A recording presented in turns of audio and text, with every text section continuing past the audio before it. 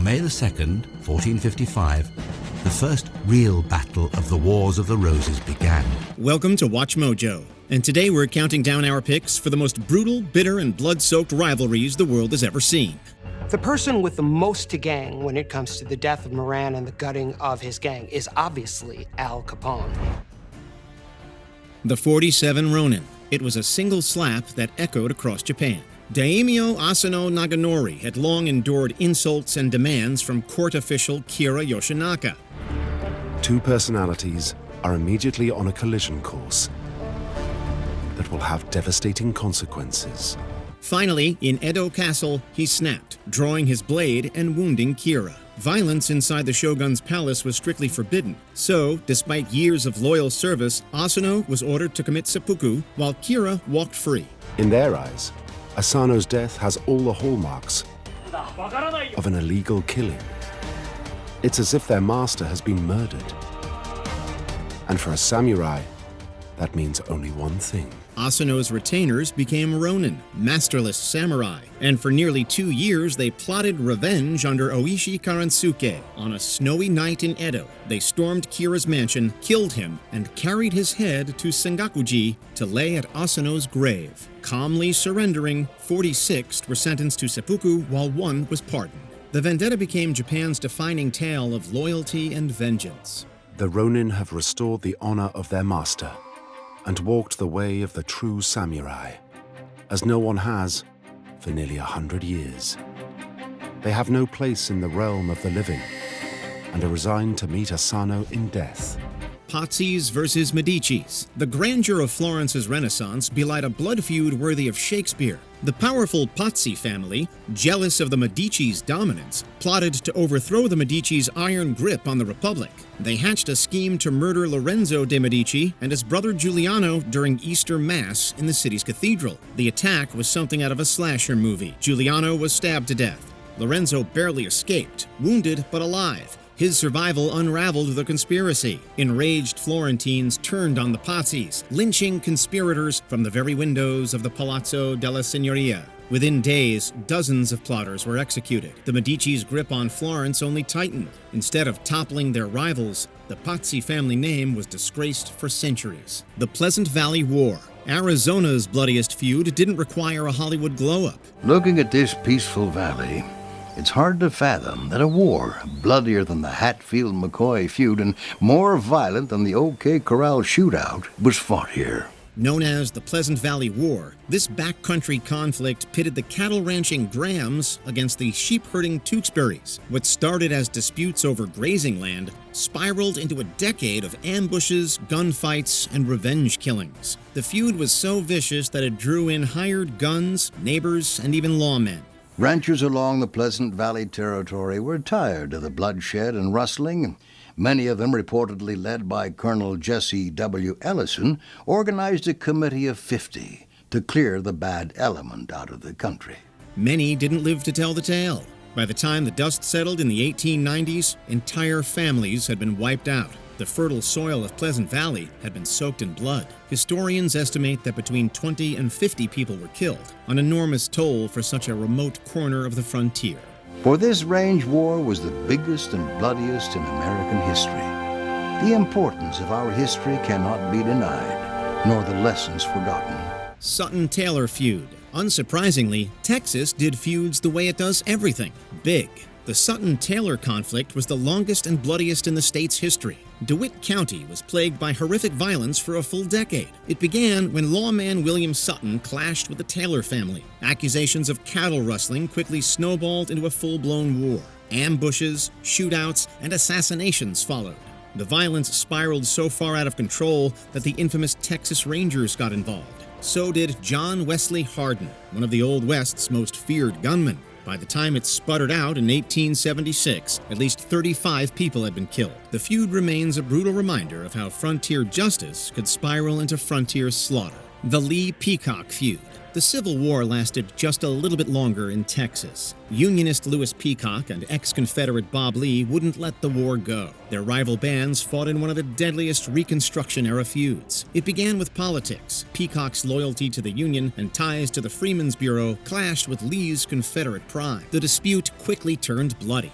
Gunfights, raids, and ambushes scarred the countryside. Families were terrorized. Freedmen were dragged into the violence. Whole communities lived in fear. The U.S. Army's 4th Cavalry was eventually called in to restore order. By the time the conflagration burned out in 1871, dozens were dead. Moran versus Capone. The Prohibition underworld ran on booze, bullets, and blood.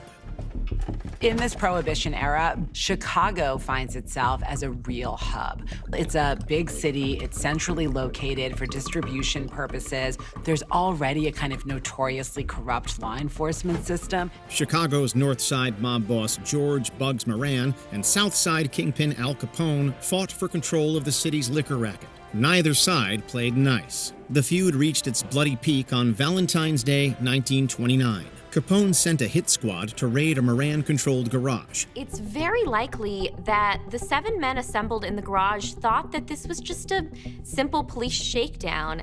They lined up 7 of Moran's men and gunned them down in cold blood. The slaying would get plastered across newsreels around the country, called the St. Valentine's Day Massacre. Moran escaped the ambush by sheer luck, but his power base never recovered. The massacre shocked America's conscience, cementing Capone's reputation as the era's most ruthless gangster. Typically, part of the Capone plan was for there to be nothing that could tie him to the event, no matter how many layers he needed to use. Scottish clan feuds. Scotland's Highlands may be a picturesque tourist attraction today, but for centuries they were a battleground for clan rivalries. The Chattan and Cameron clans clashed so often, their feud produced full-scale battles, like Invernahanon in 1370. The Campbells and MacDonalds fought just as fiercely, culminating in the 1692 Massacre of Glencoe. The government-backed Campbells slaughtered their MacDonald hosts in a dawn raid.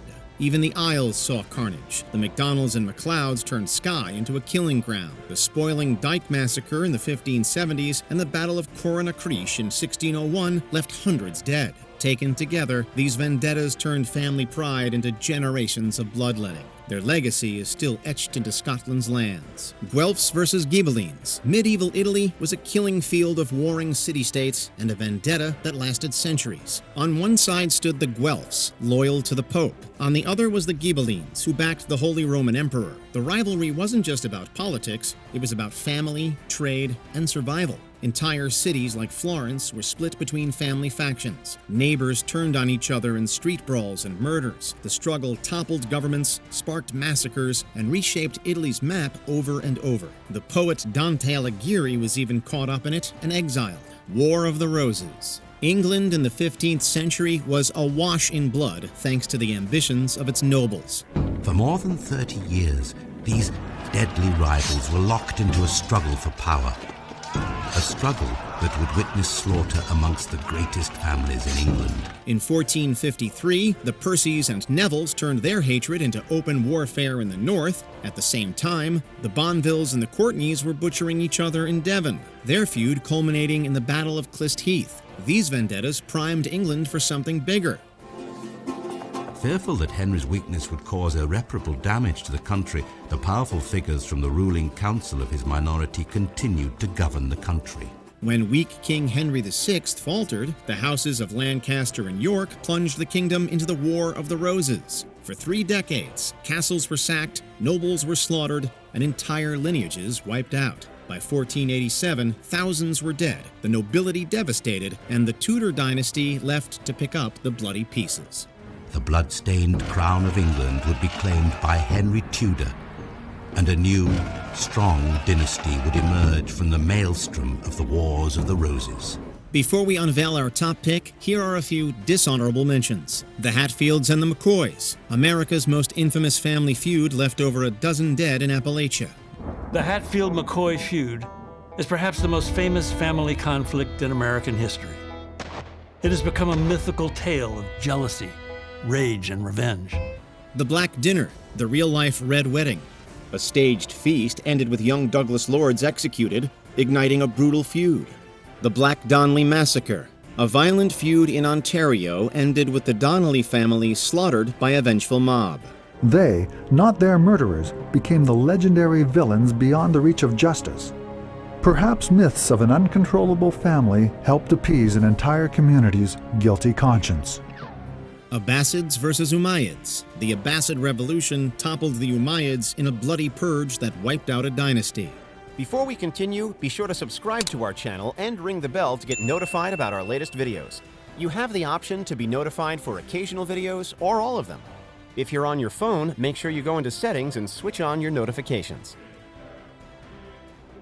The Genpei War. Taira versus Minamoto. Japan's bloodiest family feud tore the country apart in the late 12th century. The powerful Taira clan had dominated the imperial court for decades, but their rivals, the Minamoto, rose to challenge them. The conflict escalated into a 9-year civil war, with samurai armies clashing on land and sea across the country. Alliances shifted constantly, and brutal reprisals left devastation in their wake. Everything changed in 1185 at the naval battle of Dan-no-ura, where the Minamoto crushed the Taira in a decisive showdown. Emperor Antoku, still a child, drowned with his clan's leaders rather than face capture. The Minamoto victory paved the way for Minamoto no Yoritomo to establish the Kamakura shogunate, which ruled Japan for nearly 150 years. Which of these feuds do you think was the most senseless? Let us know in the comments below.